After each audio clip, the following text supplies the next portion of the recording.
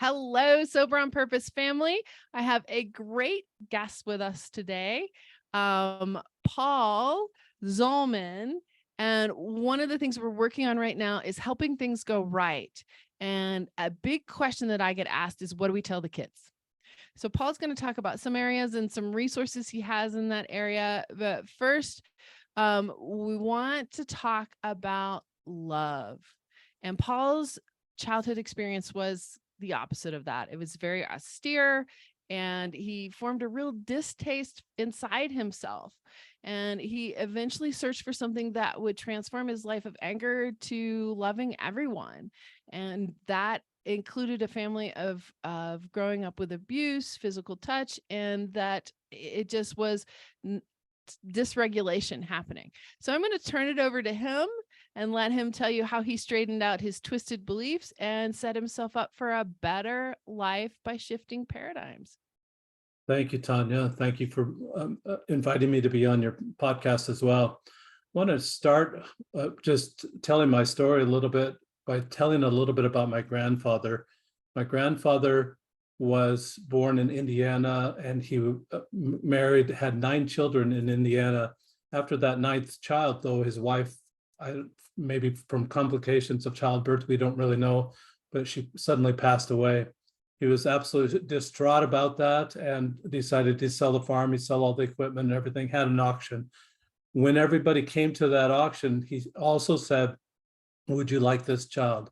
Would you like this child? Would you like this child? Until almost all the children were gone, except for one.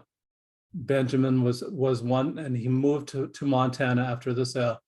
In Montana, he found another wife, had 10 more children, and my father was the 6th of that 10, that group of children.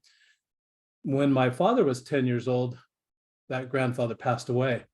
So you can imagine, Tanya, here is some dysfunction in the family already. There's abandonment with the first 9 children, and now abandonment with the second, not of his own accord, but still abandonment of the second 10 children, 19 children abandoned in that family. And it just causes emotional stress, causes economic stress, and a lot of other stresses, which kind of can lead to abuse. And I think that's where I came from. I'm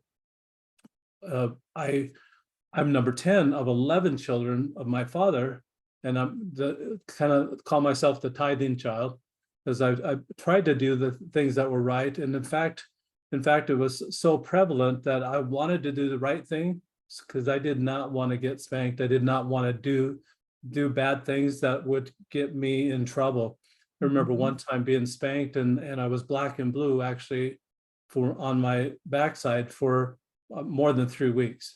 I just remember that. It was just kind of awful experience, and it was just really harsh, very harsh circumstances. One thing I do remember about my father and mother, though, that my father was a truck driver. He'd be gone all through in the beginning, all through the middle of the week, and then come home on the weekends. He absolutely loved my mother, and they had a date every Friday night. I loved that example of having a date every single, never missed, absolutely never missed, always, but it was always the same place. It was always the Maverick Bar, and it was always over alcohol, and there was just a circumstance that I can imagine my mother just disgorging what happened throughout the week. Depending on how imbibed my father became, he either became angry or very happy. And it was just, we didn't know what Saturday was going to bring. Most of the time, it was either the belt or it was something else, or the spanking, or it was just really harsh. And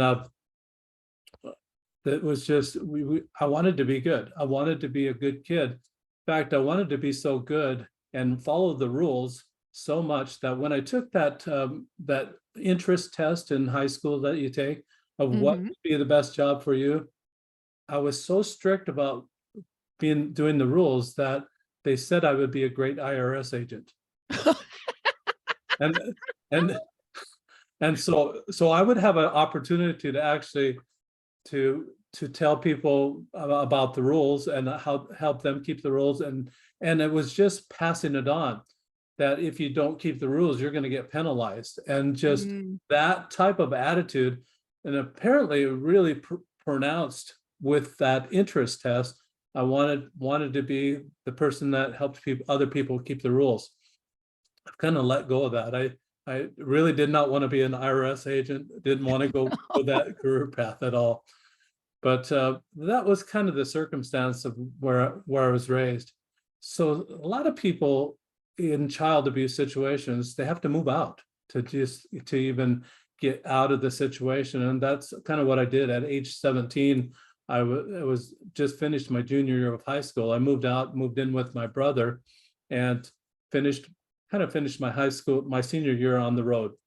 Mm-hmm. 6 months with my brother, and in one place, and then he moved. He had a transfer with his company, and we ended up in California. At the time, California schools were far beyond the schools. They were just behind. They were in their educational system. So I tested out, just got my GED, and this started working for a while. It took me a long time to overcome the anger Mm-hmm. of that upbringing, and just the residuals of anger. What would happen, Tanya, is that I would have an annoyance, and then I'd have another one on top of that. Then I'd have another one, and then I'd have another one, and pretty soon it's a flash. It's an anger flash, Right. and then once the flash happened, then I settled down a little bit, and then it'd start over the whole cycle. So I really wanted to get out of that cycle, but I really had a hard time. And every time I had a failed relationship, what I would do is blame my father. I found myself doing that up until about age 35. And then at age 35, I thought, you know what? My father's been deceased, passed away 7 years earlier. Even as when he had deceased, I was still blaming him for my failed relationships. And it was just a realization that I came to. I thought, oh, I'm responsible. And then that changed the whole blame game. The blame game is that if you can blame somebody for anything, you absolutely don't have to change. There's no need for you to change, because it's their problem. You stay safe in the conflict, right? You're innocent. Absolutely. You're completely innocent. You keep proclaiming your innocence. That's exactly right. Yes. It's not my fault. I was raised this way. I don't know any different. Or I didn't even when I followed the rules, I wasn't safe. Exactly. So, or I didn't have any part in that conflict. You just deny any involvement that way. And so there I was, age 35, realizing my father's been dead. He even can't even defend himself. Right. And here I am. And so it was a paradigm shift then. I started taking responsibility for my own actions, and life became a little bit better. Unfortunately, it was too little too late. I subsequently divorced from my first wife. We had 8 children. So we have big families. It's just one of those generational things. And I think that the reason I brought up the generational thing is that just the compounding of that the economic or any circumstantial trials that we have in life can compound and just kind of be passed on. It's like that lunch line, and I don't know if girls did it, but the boys did it. They'd punch the guy in the shoulder and say, "Pass it on." And if they didn't, if they didn't pass it on, they get punched again until they passed it on. So it's just not a good thing. So so that's kind of what it seemed like for me. That is generational. What woke me up mostly, Tanya, was I actually was dating a girl. In fact, her name was Tanya. It wasn't me. It wasn't you, but that was her name. So I was dating, and she was a neighbor to my sister and my big sister. And my big sister, I did not want to even date her because I was living 7 hours away, and I'd just come off a year and a half of what I call destination dating after the divorce of my first wife. So the destination dating, as I was living in Charleston, South Carolina, I went to Daytona Beach and Jacksonville Atlanta, Georgia, Charlotte, North Carolina, Columbia, South Carolina, Nashville, Kansas City, Salt Lake City, Phoenix, uh, Snowflake, Arizona, Las Vegas, Cabo San Lucas, New York City, all those places for destination dates. It was fabulous. It was a year and a half. I did not find love.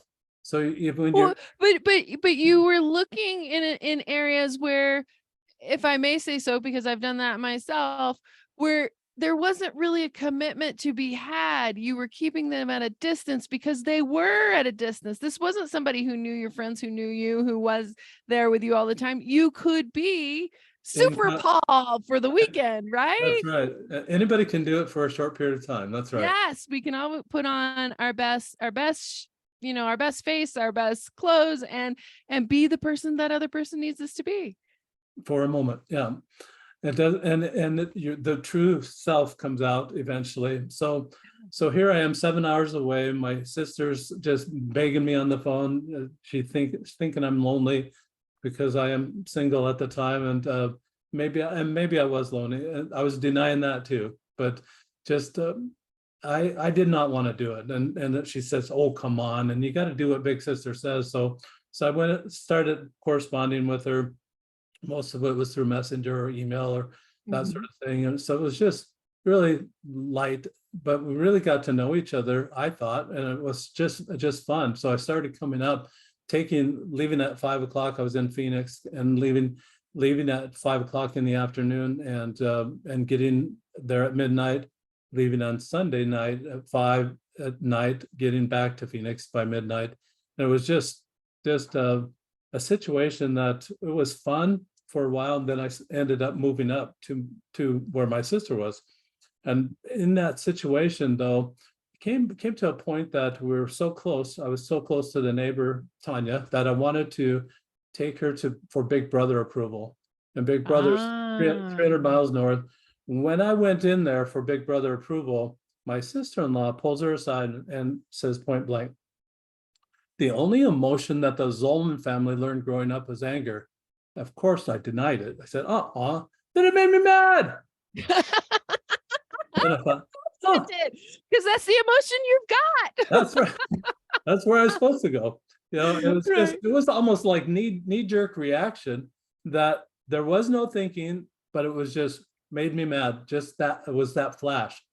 And then I thought, if that's the perception that the Zolman family has, I have an opportunity to change that perception here and now.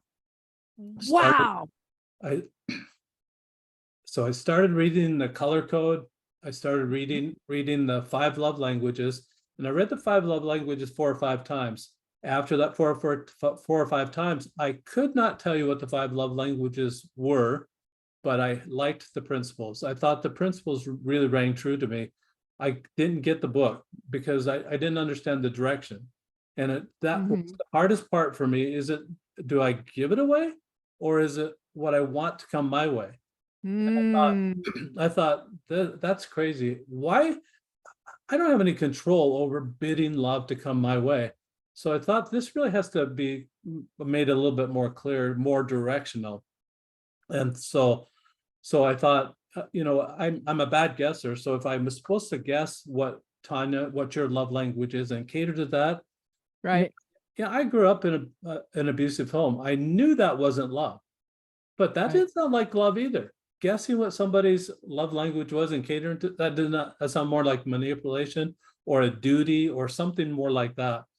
And then the second application, Dr. Chapman, I love Dr. Chapman for highlighting the 5 love languages, but his application just didn't work for me. Take this survey, and then I can discover what love language I am. Then what? Am I supposed to advertise? Hello, Tanya, I'm gifts. What do you have for me today? Yes, you are supposed to tell us. That doesn't work either, because let me tell you why that didn't work for me. Because I saw that it created this little pity party. Said, "Oh, I told you how to love me. How come it's not happening? Why aren't you doing it?" And just eliminate that. So I had an idea. I loved games as a kid. So I had an idea, contacted Dr. Chapman and his group and asked them, are they licensing those icons for the love languages? thankfully they wrote a letter, said no. I mean, they were from Mm, 1992, dated and everything. They just kind of were ugly to me. Didn't like them. And mhm.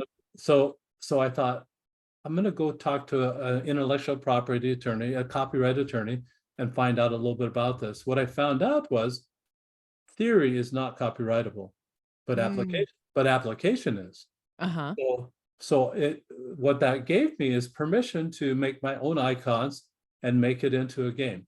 So what I did is I made it into a game, and There they are. it's just a dice. So those are the words. There's time, service, gifts, and then touch. Nice. So 5 love languages, 6 sides on the dice. I had to create something for the 6th side. This has surprised me. So, so there's just 2 instructions. You roll the die every day. That's the love language you practice all day that day to give it away. Yes, I read that. That's one of the reasons why I asked you to come and talk on the show was that's brilliant. So you learn not only yours, but you learn everybody else's and how to practice it. So, and the way you don't have to give someone a survey and say, could you take this survey so I know how to love you? You're not doing any of that, none of that awkwardness. So what you're watching for as you're rolling the die over a 30-day period, you're going to give all 5 love languages away. Yes. And what you're watching for is when they light up. When they light up, that's what they Brilliant. like. It's Yeah. brilliant. So you just take a mental note. That's what they like. Wash, rinse, repeat. Do it over and over again. Yeah. And every day it's just going to be a little bit different. By doing that, you learn all the languages to give it away. Become what I like to call a love language linguist. I Sexy, love that term. Yeah. sexy title. Everybody wants it. You want to put it on your resume, Tanya, and maybe all your listeners. Do you have a course? Do you have a course that I can be certified in? A love language linguist? You know what? I'm working on that, and actually there will be one. But if you do this for 30 days, you'll roll the die, and then if you couple it with journaling that, I created a journal too, and it's on the pages. It has what you rolled that day, what opportunities you saw to love in that way, and then what you did about those opportunities. So if you roll the die, keep track of what you rolled, and just keep up that love journal, I'll certify you as a love language linguist. I'm going to do it. I'm going to do it. Great. Can we back up I want to back up to a couple other points. Can we go back just a little bit? Absolutely. So thank you. That's one of the things I talk about in my program, Dancing with Joy, is the generational. What do you want to leave for the next generations? And as I'm listening to your story and you're talking about the generationalness of it, one of the things that is coming out in the new literature with addiction is that it may not be genetic. And your story, there's no genetic abuse gene. We don't look at the genes and go, oh, well, you're going to be an abuser because you're in this family and you have genes. What I saw with your family history, just your brief role of it, was this was learned familiar behavior. Yeah, let me explain it just another way. The other day I was out walking and I found a walking stick that has no bark on it. One side of the stick was very nice. You can see that it's just really smooth where you want to put your hand. But the other side of the stick has little sharp points on it, or maybe some twigs had come out. I call this the naughty side of the stick, and this is the nice side of the stick. So Santa Claus, I'm sure, has a stick like that, a naughty and nice stick. Yes, he does. When you see a spectrum like that, Tanya, one side of the spectrum for me, and what helped me decide where I was on the spectrum, my sister-in-law helped me to find out where I was on the spectrum. I was on the naughty side of the spectrum, where anger is. Anger has all the mannerisms, it has all the language, it has the vocabulary, it has the nuances, it has humor. All that is a package deal. It's almost a culture, so to speak, of itself, that anger. And well, and it feeds itself. That's what's so interesting about it. It feeds it when the angry faces come out, it feeds itself, it engenders responses. And as you dig into the biology, we're designed that way so that we can live, right? So that Right. we can survive. So it keeps recreating itself. And then, we have the rageaholic. I had a neighbor, unfortunately passed away, but this neighbor almost fed on that, exactly that anger thing, that he would watch for the reaction and that would feed him. It's almost like dopamine. I'm going to get that guy. I'm going to and then you watch the reaction of the people. And I just had a kind of, I had a reaction that was less than what he wanted. And it really softened him. I didn't come back with anger, and it's like a boomerang. You send anger out, you get an immediate return on your investment most of the time. People, Yes. they'll be angry right back at you. But I found out from my sister-in-law where I was on that spectrum, on the stick. I was on the naughty side of the stick. There's three things that you can do when you find out where you are in the spectrum. You can stay put. You can go to the left or go to the right. And that's when I chose to go toward love. Well, what is the opposite behavior of what I'm doing right now? Is the question that people need to ask themselves. Like take, for example, sarcasm. People love sarcasm. Sometimes it's very funny, sometimes it's very cutting, sometimes it hurts. And but people love the reactions they get from people with sarcasm. Is that on the naughty side of the stick or the nice side of the stick? And consider what would be the opposite of sarcasm. I would suggest that it'd be authenticity or being genuine. And Yes. when you look at it that way, do you want to be sarcastic? Do you want to be on that naughty side of the stick? And practice those type of things that are on the naughty side of the stick. Well, and like you said, sarcasm in the Greek means to cut.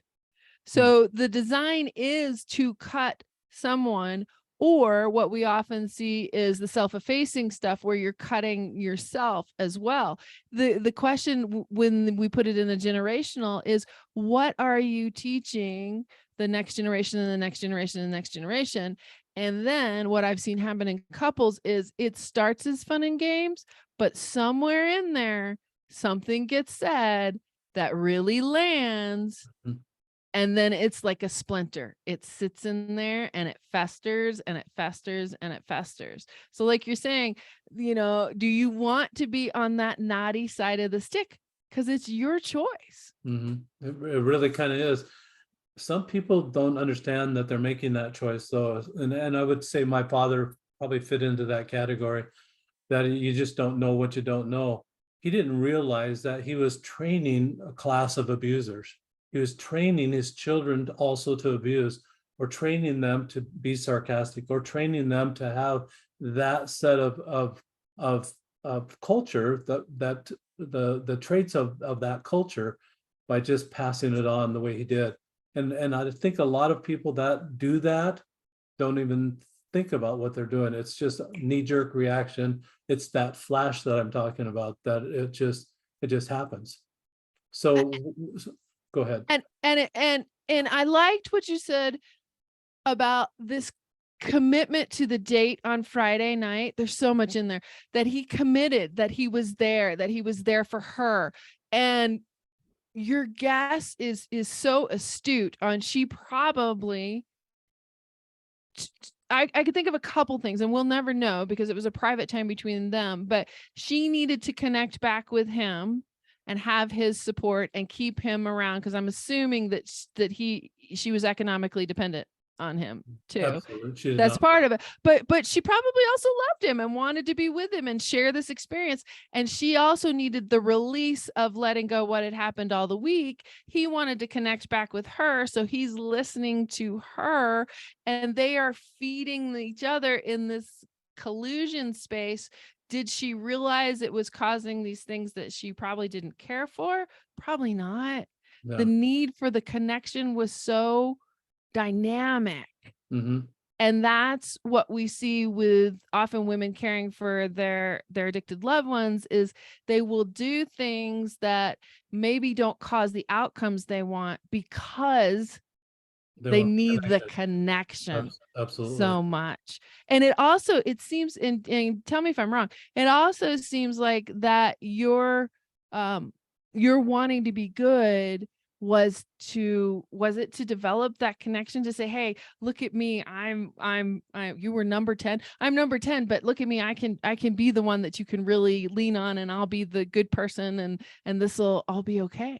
The hero I don't status. think it was that, Tanya, as much as it was avoidance. It was absolutely So safety. it was for safety. Absolutely. It was avoidance of the wrath. And I just didn't want to even go there. One thing that this dice has really done for me, and it's really such a simple thing. It takes 2 seconds to roll a die or less to roll the die, but they're all pictures on the die. There's no words. If I said the word elephant, you're going to see picture in your mind of an elephant. You're not going to see ELEPHANT. That's on purpose because it's going to be, I wanted it to be a memory hook so that you'd be able to remember all throughout the day. The mindset is that what's right about that person? What can I love about that person? And I found myself over a 30-day period, you said you're going to do the test, over a 30-day I period. am.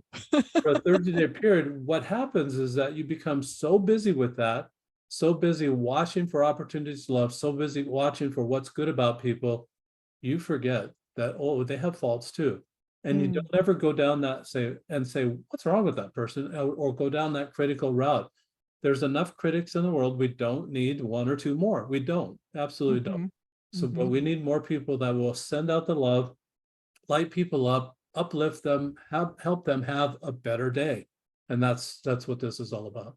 Well, and You that's what we were talking about earlier today, was we often identify with our conflicts and with our problems and sometimes we say, oh, I'm a problem solver. So what are we doing? We're constantly out looking for the things that are wrong. But just like your parents who were possibly keeping that emotion unknowingly, we keep those things in motion. So if we stop looking for the things that are going wrong and start looking more for the things that are going right, like you're talking about, this dice is teaching us to say, okay, what can I do today? How can I be different today? It doesn't mean I'm going to change that other person, but I'm going to do something different today. And as you experienced, other people have to change. I want to back up one more step. So at 35, you have this epiphany that he's been dead for 7 years. You're still blaming him for it. But how did you actually, did the hand of God come down and say, stop this, Paul? Or was it something you read? What actually, was there a defining incident that said, I'm not doing this anymore? Yeah, it really was a defining incident. I was doing some memorization actually, and it was some memorization of a scripture that I was thinking about, and it was that scripture that says that men are responsible for their own sins and not for Adam. So, and it's not passed down from generation to generation like that.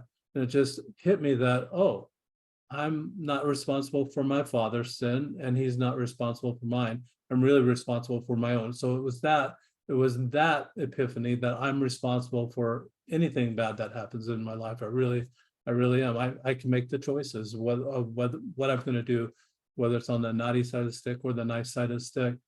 You're probably familiar with yoga, and maybe many of your listeners are familiar with yoga. And at the beginning or at the end, they always put their hands together like this and are praying. And then what do they say? Namaste. What does namaste mean? It's peace, like shalom. Every culture has a peace language. Well, actually, the literal meaning of namaste is the God in me sees the God in you, or the divine in me sees the divine in you.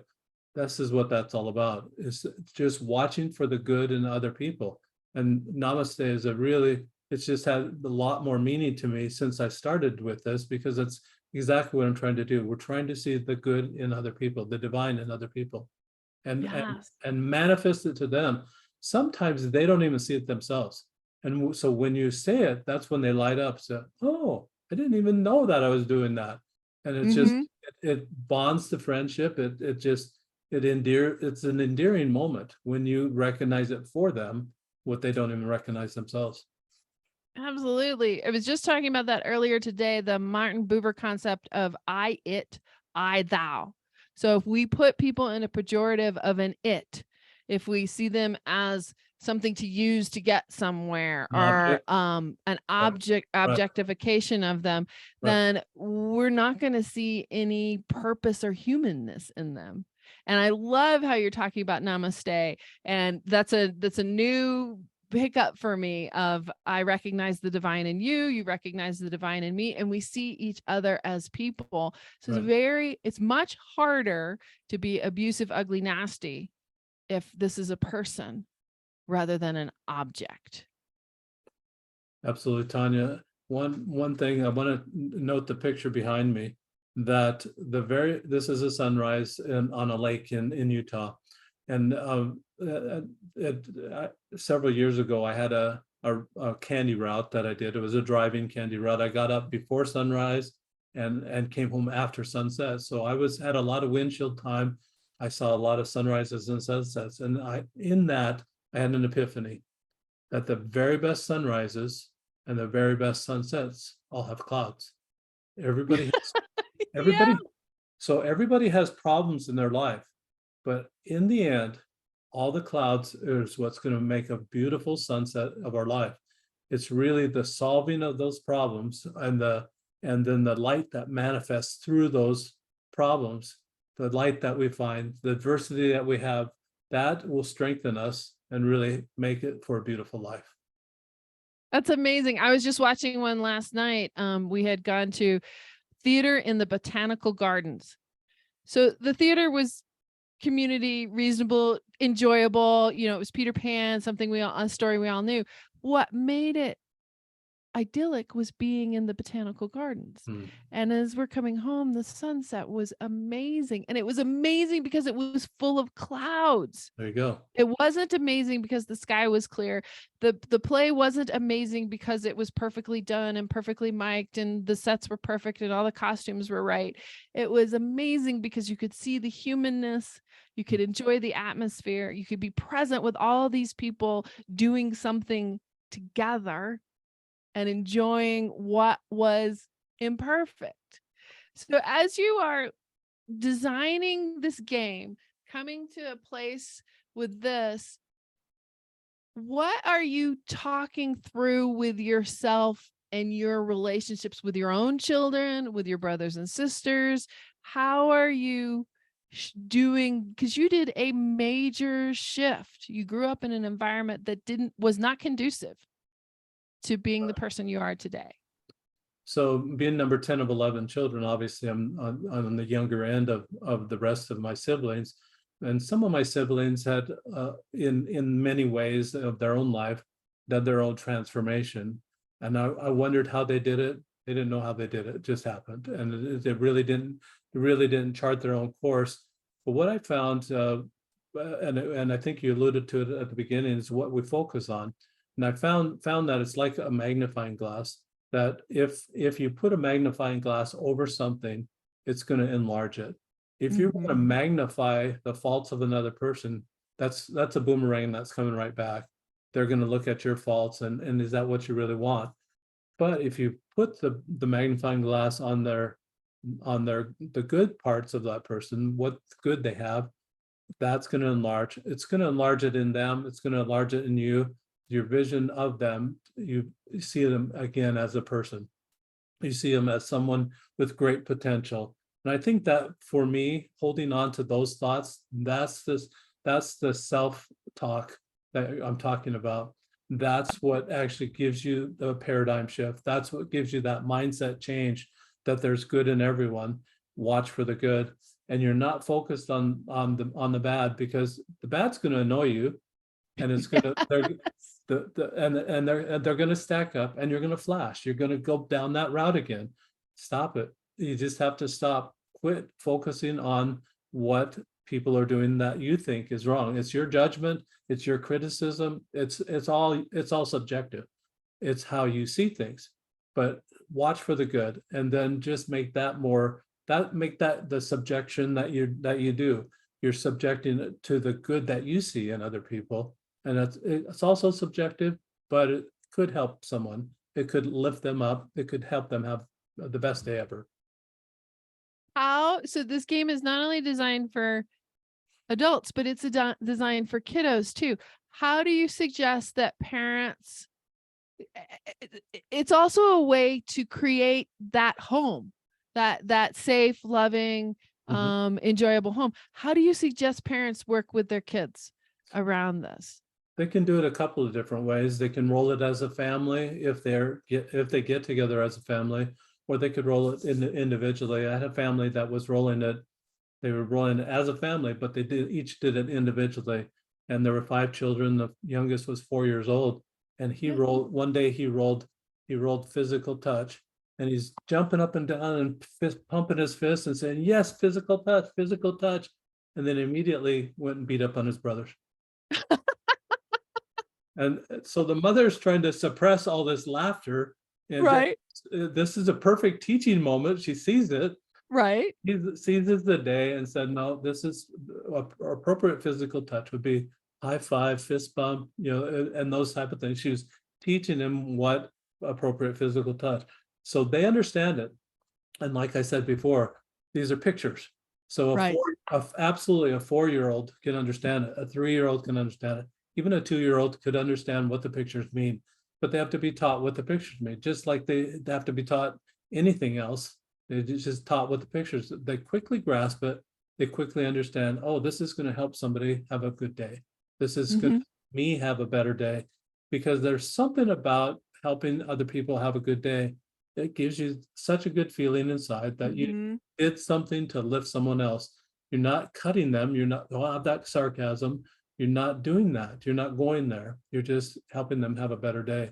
And there's just a great satisfaction in doing that.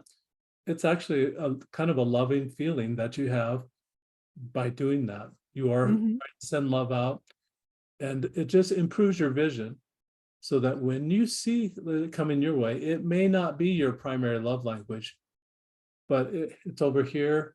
You can see that they're trying to love on you, and you can respond appropriately. But you got to learn all the languages to be able to do that. And that's such a gift. So what would you say to parents who were like you, who are like, okay, I get what my love language is, but I'm not sure how to do all the rest of this. And I'm not sure how to teach my kids, how do I model? Because we all model. Sometimes we don't realize what we model, but we all model. What would you say to the parent who's like, we're in a tough situation. How do I model this? I think that just rolling the die and practicing that, just take it one day at a time. And it's just you don't eat an elephant in one bite. So it's just take it a little bit at a time and just learn it yourself. You'll learn it with your children, and then make it a fun activity. It really is fun activity.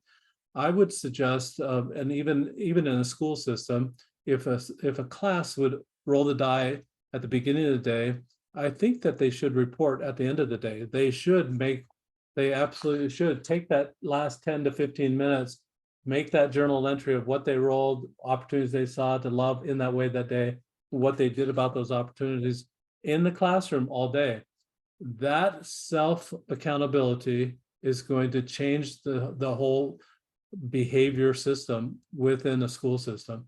It's going to say, well, I'm responsible for myself. It's going to teach that child responsibility, number one. Secondly, who wouldn't have loved to have a journal, a love journal at that, of their first grade, or of their second grade, of their third grade class.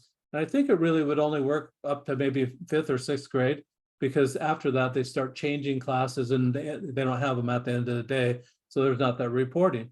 But where there is the start of the day and the end of the day in the same classroom, they can have that reporting system. Train them early so that they know what love is. They know how to give all the love languages away. They can see it all coming their way and respond appropriately. Those are the only things we have control over, Tanya. I can't bid love to come to me. Well, and think about generationally, and if you started with your preschool kindergartner, you could start at any point, but think about generationally, the unconscious structure was that you got was stay safe by following the rules. Hopefully this won't happen, but it's unpredictable. If you did something like this, you would teach safety and home and love. And okay, things are feeling uncomfortable and a little out of control right now. What can I do to self-regulate? And they come back in, they roll the dice, and I'm going to do these self-regulation things. And typically people will respond positively. You could have some negative stuff, but then there's a teaching moment for, hey, son, daughter, that's not about you. They responded negatively because what's going on inside of them. That's right. So Paul, you're right. I am going to get this. I'm going to do the 30-day because I'd love to be a love language linguist. And I was like you, my love language is service. All this other stuff about gifts and words of affirmation, I'm like, that's not doing me a whole lot of good. I need the dishes done and the floor vacuumed, guys. Right. That's what service and wash my car. to me. Wash my car and wash Saturday. my car. Oh, you targeted me right there. That's a big for me. Is if you're going to use my car, I have teenagers right now. If you're going to use my car, don't leave me with a mess. So Paul, I super appreciate your time. Tell us more, because this is such an intriguing book. And for those folks, it's Gary Chapman, right, who wrote The Love Languages. Correct. Gary Chapman wrote The Love Languages. He has several books out about that. But the application, you can read them and say this is all well and good, but the application is over here with rolling the dice, the roll of love. Absolutely. That's how you make it applicable. And what do we all know? That it takes at least 21 days to nail a new habit. And I love the idea of practicing somebody else's love language and then seeing, because that you could put that in your journal too. Who lit up today? I brought them a candy bar. Gifts. The gift part doesn't have to be big. I brought them a candy bar, and they thought that was the bee's knees, and here we are. Or so the how? gift of service, yeah, or the gift of service. And I think Chapman says we all try and give other people what we want. Which, if we go back to earlier in our conversation, we're not really seeing them as a full human when we're giving them what we want, because they have their hopes and needs and desires that are different from ours. And it becomes transactional, and transactions are not love. So no. Exactly right. So if you're looking for reciprocity, that's not really love. A lot of people do give away their primary love language, hoping they'll come back to them in return. Absolutely. Tell us your website. We'll put that in the links below the show notes, but where can we find you? Where can we find the books? What do you suggest you had a couple different options. You had a couple different books and options. What do you suggest for parents of young kids? What do you suggest for somebody doing it for themselves? So there's just one book and there's just one journal, two separate books that way. It was the journal that I saw then. So there's a book and a journal. Okay. Book and a journal, and then the die.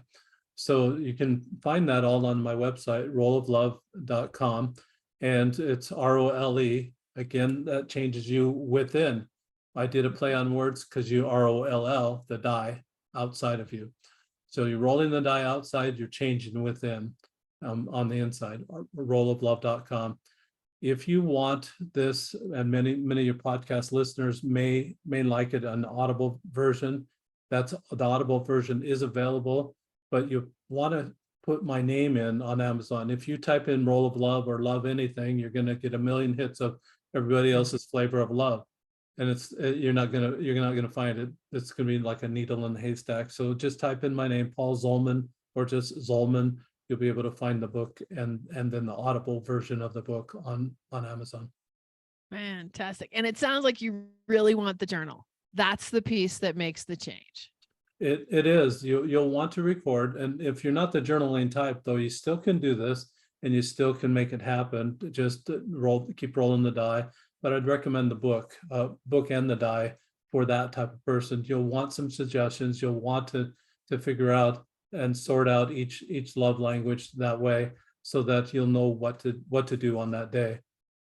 There's several suggestions on the website too for suggestions for each love language. And you can look at that, make up your own. That's fantastic. Well, Paul, I can't thank you enough, especially for being vulnerable enough to share your story. Let us look at it generationally, and then have a really positive way to create that home space that generates love for the next generations. So Thank you, thank you Tanya. for being here. Thank you very much. It's been delightful.